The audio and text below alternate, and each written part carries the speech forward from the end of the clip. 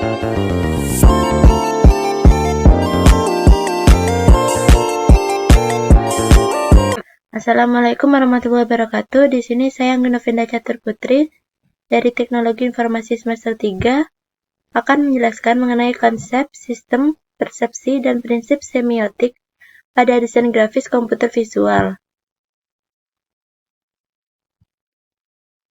Pertama, saya akan menjelaskan konsep, yang kedua sistem, yang ketiga persepsi, dan yang keempat prinsip.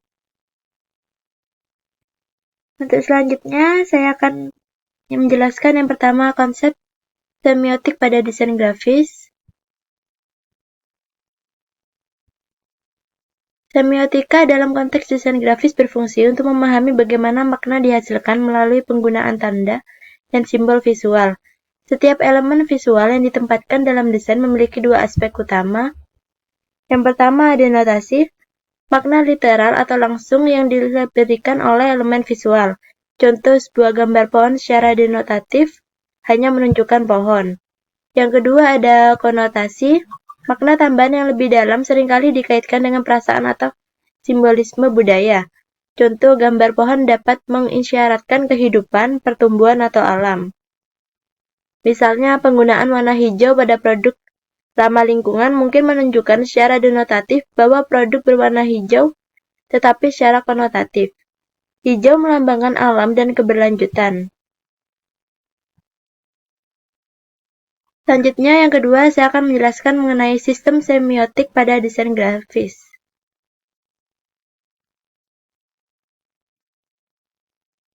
Semiotika dalam desain grafis beroperasi berdasarkan sistem tanda yang terdiri dari dua elemen.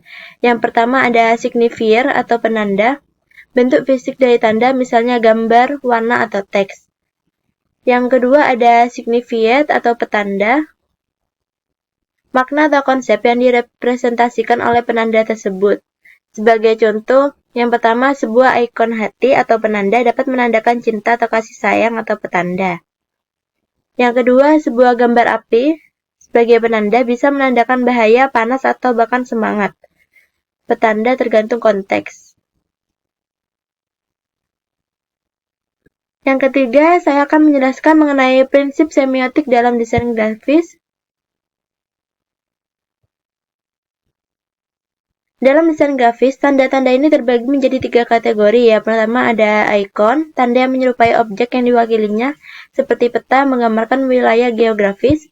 Yang kedua ada indeks, tanda yang memiliki hubungan sebab akibat dengan objek seperti asap yang menandakan adanya api.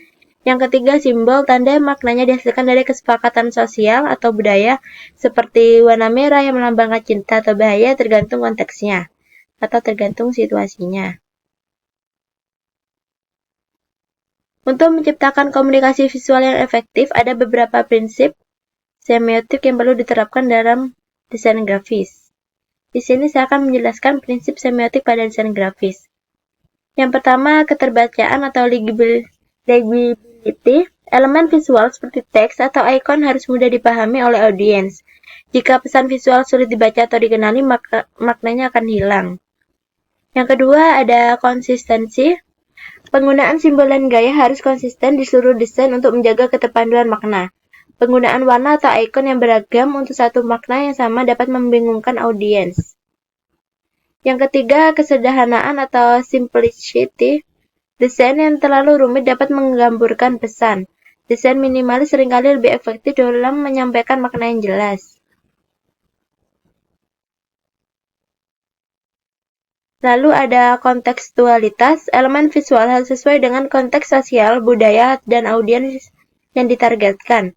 Apa yang dapat diterima di satu budaya mungkin tidak berlaku di budaya lain. Selanjutnya ada makna ganda, beberapa tanda visual bisa memiliki lebih dari satu makna. Dan ini dapat digunakan secara strategis untuk menyampaikan pesan yang lebih kompleks. Contoh simbol lingkaran bisa mewakili keabadian, komunitas, atau persatuan tergantung pada konteks atau situasinya. Selanjutnya, saya akan menjelaskan mengenai aplikasi semiotik pada desain grafis. Yang pertama ada tipografi. Jenis huruf yang dipilih dapat mengekspresikan suasana atau nuansa tertentu. Misalnya tipografi serif klasik dapat memberi kesan formal, sedangkan serif lebih modern dan minimalis. Yang kedua ada ikonografi. Ikon modern seperti simbol-simbol pada aplikasi atau logo sering digunakan untuk memberikan representasi visual langsung dari fungsi atau tujuan aplikasi tersebut, seperti ikon keranjang belanja yang mengidentifikasikan belanja online. Lalu ada komposisi visual. Bagaimana elemen-elemen ini ditata sangat penting dalam memastikan audiens dapat mengerti dan memproses informasi dengan mudah.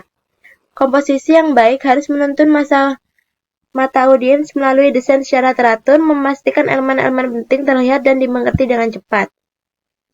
Lalu ada warna. Dalam desain grafis, warna digunakan tidak hanya untuk menarik perhatian, tetapi juga untuk menyampaikan makna tertentu. Contoh, warna merah bisa menandakan bahaya dalam desain lampu lalu lintas atau semangat dalam iklan olahraga.